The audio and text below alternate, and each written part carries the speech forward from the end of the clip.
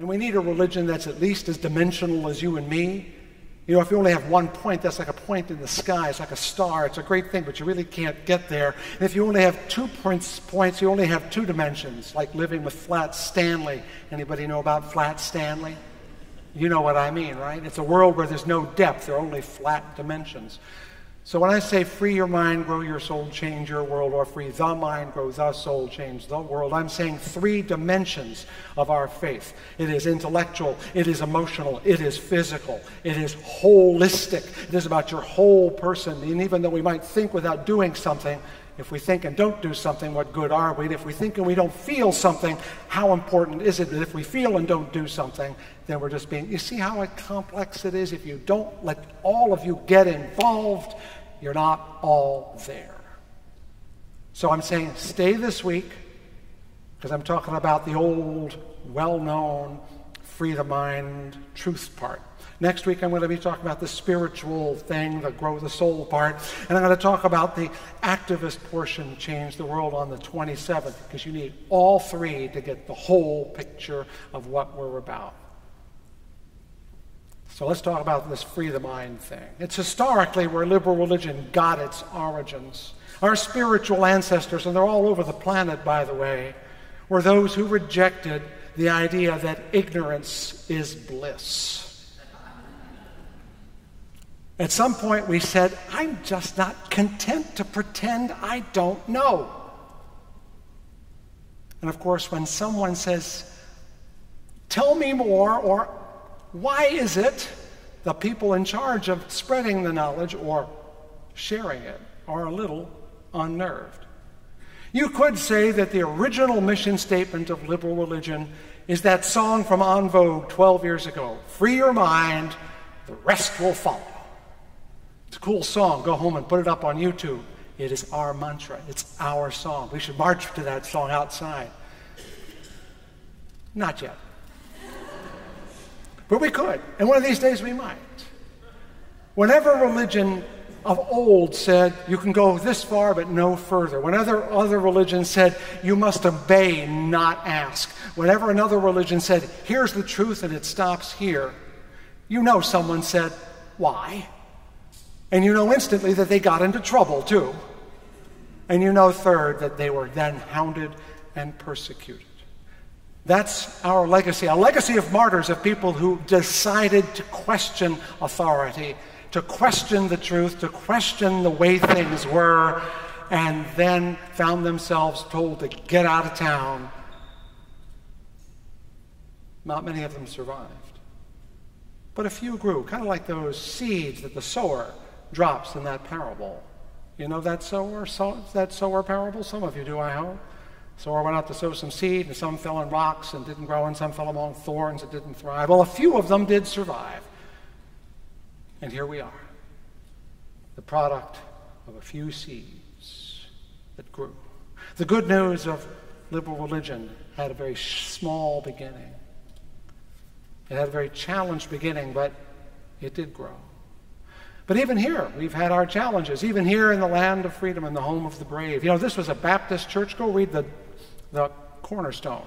Fountain Street Baptist Church, it says. And people come in here and expect to be baptized. And we say, hey, we gave that up a long time ago. In fact, it was when we stopped baptizing people that the Baptists said, see ya.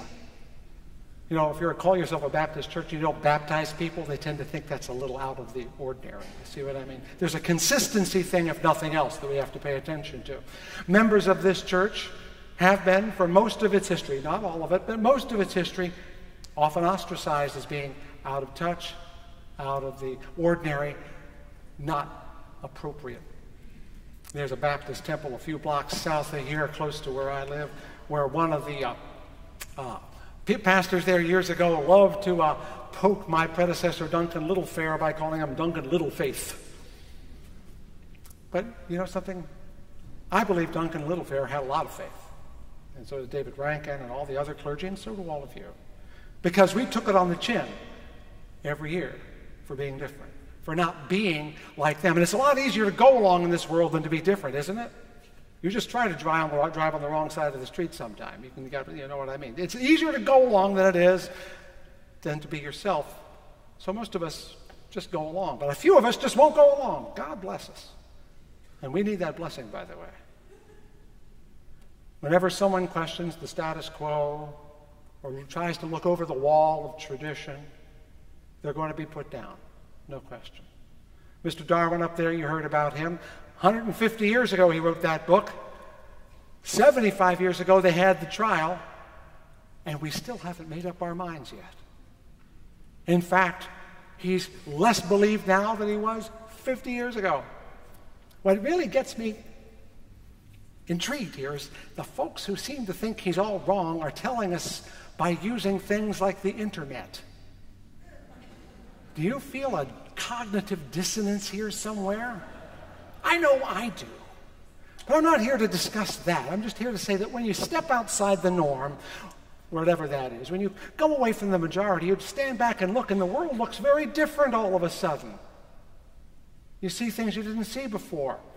And suddenly, you're asking yourselves, should I stay here or go back in? So being a religious liberal is hard. The pressure to get back in is really high. The question that I want to put to you today is the one you saw presented here in this little dramatic episode. When Henry Drummond, a.k.a. Clarence Darrow, puts it to Matthew Harrison Brady, otherwise known as William Jennings Bryan, whether or not we should be accorded the same rights as a sponge. He was asking the question of whether we humans should be allowed to think, or whether that's a sin. You know, Brady was wrong. It isn't original sin. Sex isn't original sin. Thinking is the original sin. Maybe thinking about sex would be sinful in that context, but the reality is that when you start thinking for yourself, you're going to get into trouble, whether with God or with somebody else. When you start thinking for yourself, whether you question your mother, your father, your teacher, your preacher, your government, your boss, you're going to get into trouble. So it certainly feels like a sin one way or the other. So in some ways, I'm going to be very cheeky now, but this is Fountain Street Church. It's allowed, right? The question these guys raised is, are we sponge-worthy?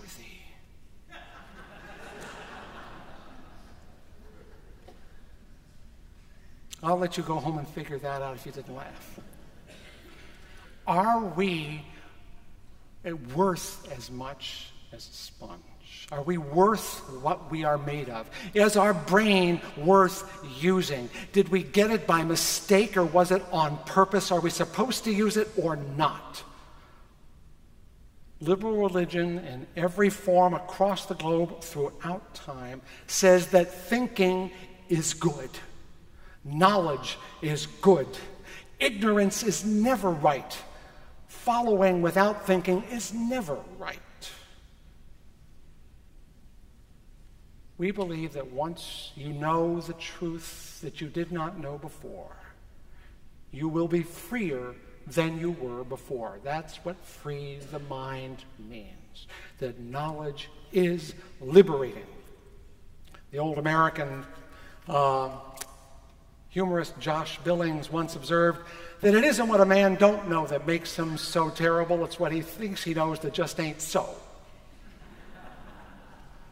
Sometimes what we learn is not the thing we didn't know, but the thing we thought we knew that isn't so anymore. And I'm not pointing to religion in particular. There are lots of ways to be aggressively ignorant in this life. Turning a willful deaf ear and a conscious blind eye to things we don't want to know. But if you're going to be part of a liberal religious community, you're saying, I want to know the truth even if I don't like it. I want to know the truth even if it makes me uncomfortable. I've been thinking a lot about this because we've had a summer with a lot of demonstrable willful ignorance in the political sphere. It's been less than encouraging for the American spirit, I got to tell you. And I'm talking about everybody's bumbling this stuff.